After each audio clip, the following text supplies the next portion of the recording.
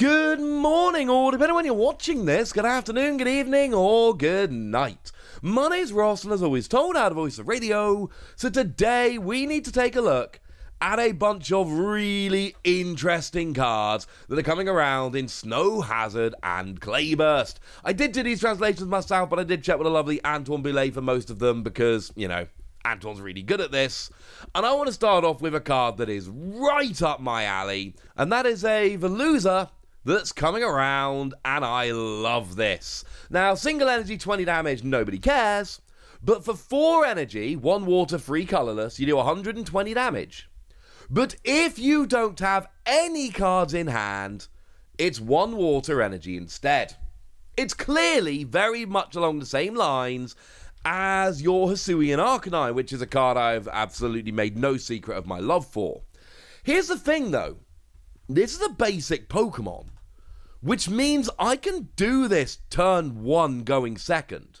My opponent has a turn, then it's my turn, then I can sit here and hit for 120 for a single energy.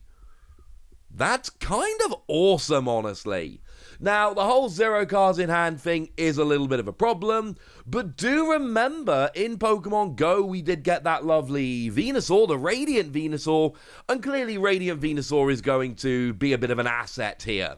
This seems like the kind of thing for which Radiant Venusaur was absolutely designed. So yeah, this is one that's absolutely got on my radar. If you're making the kind of deck which is going to be trying to empty your hand, going second and hitting 120 turn 1 for a single energy, yeah, you better believe I've got my eye on that one. That one looks kind of awesome. Another one, and look, I'm a sucker for single energy stage 1 Pokemon, alright? Always have been, probably always will be. Another one that's really caught my eye is Vespiquen. Not the first time a Vespiquen has caught my eye, of course.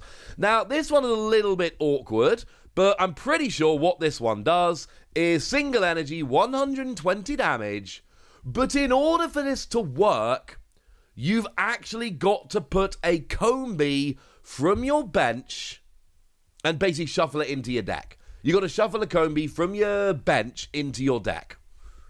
Otherwise, this attack fails.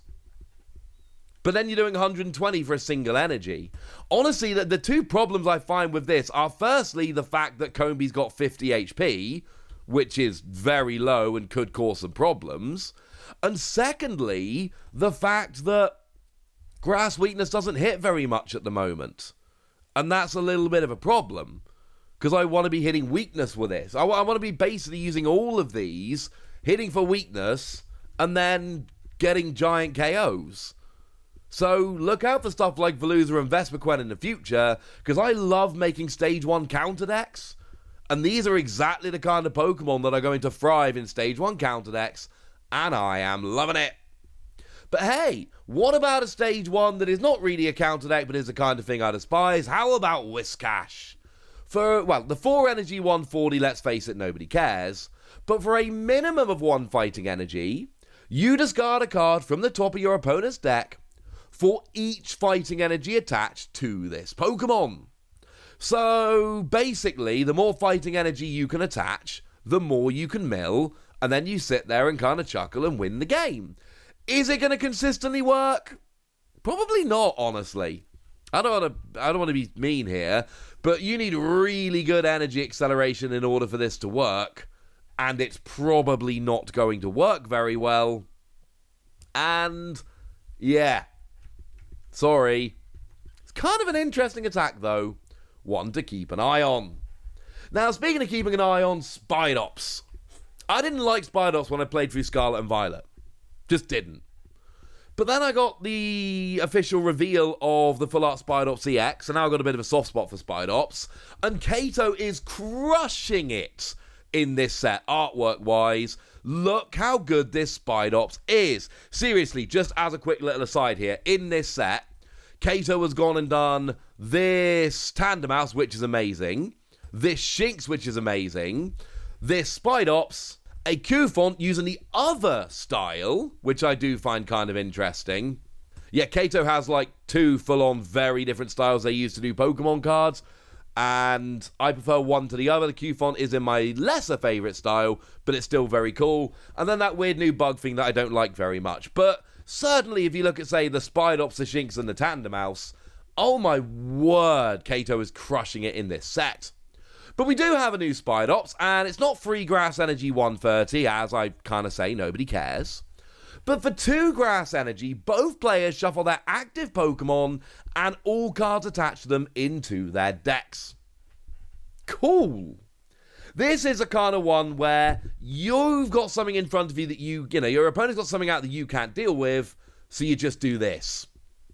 And then you kind of sit there and chuckle. And that's it. This is an emergency, get rid of someone I can't get rid of attack. And you know what? That's not a bad attack, ladies and gentlemen. That is not a bad attack. Now, Slaking is one that I've always wanted to be good. And we keep getting Slaking. And Pokemon are like obsessed with giving Slaking giant downsides to make it unplayable, despite the fact that Slaking being a stage 2 already puts it right on the verge of not being playable. Now, free energy, 240 goes to sleep. That's not bad.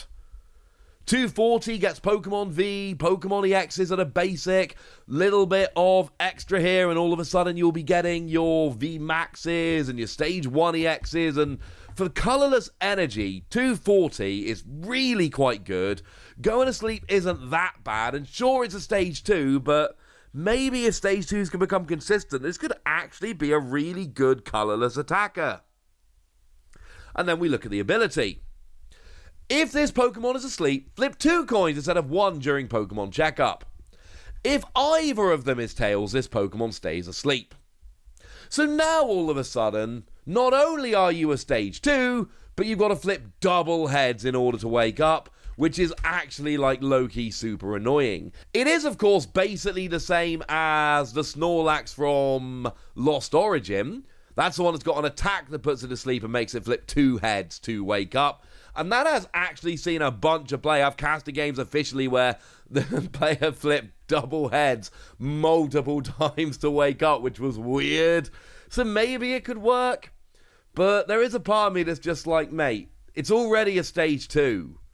You don't need to keep making Slaking so disadvantaged. Boo! Now, Abomasnow's coming back in this set. It's not the free energy 110 nobody cares. It is an ability that reads, Pokemon in play can't be healed. It's a double-sided thing, yours and your opponent's, so the deal here is really simple. If you are worried about healing decks, this is a Stage 1 Pokemon that will stop your opponent healing. If you are not worried about healing decks, this is a pointless card you will never play. But I do kind of like having this. The fact that it's a Stage 1 is a problem, but basically it's a case of, if you've got this really good deck, and the only thing you're worried about is healing decks, now all of a sudden you've actually got an option here to basically stop your opponent healing and ruining your day. Perfect it is not by any stretch of the imagination, but interesting and kind of playable? Yeah. Yeah, that is kind of interesting. Speaking of interesting, Wigglytuff. Free energy, 100 damage, nobody cares, but there's another really interesting ability here. Once during your turn, you may attach a therapy energy from your hand to one of your Pokemon in play. Now, I'm not going to sit here and pretend this is some kind of absolutely stunning, amazing broken card or anything silly like that. What I am going to do is say, you know what? This is still extra energy acceleration. Sure, you've got to get your Stage 1 out, boo, etc., but you can still be attaching a therapy energy every turn. That basically gives you 4 turns of double attachments. I can't be the only one that thinks there's a little bit of potential here. Therapy energy is the one I showed you very recently, whereby it stops you being confused, asleep, or paralyzed. The way to remember it is, it stops special conditions that stop you attacking, but it doesn't stop poison or burn, where all they do is damage you. And you know what? Bit of extra energy acceleration here or there. I can see a reason for Wigglytuff, even if I don't think it's great. Weavile comes in with an interesting ability here.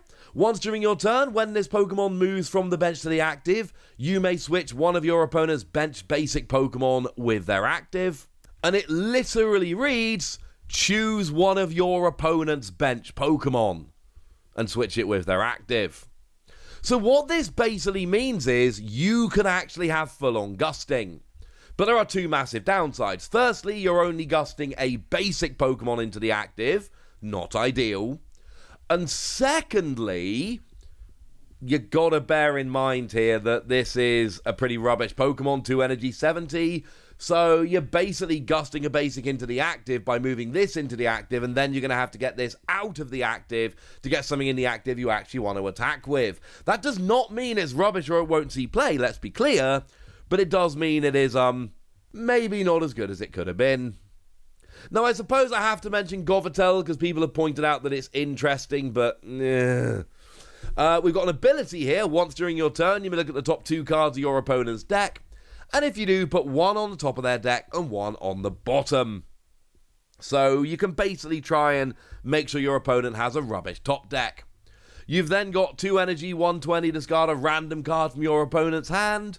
So you're messing around with their top decks while also discarding a card from their hand when you attack. But you're talking about a stage 2 Pokemon that does 120 damage. It's not good. And then we've got a new supporter card we need to mention here. It's Saguaro, the home economics teacher from the Academy, if anybody's forgotten. And what we've got here is a supporter card that lets you choose 2 of your Pokemon and heal 50 damage from each of them. Cool. That's fine.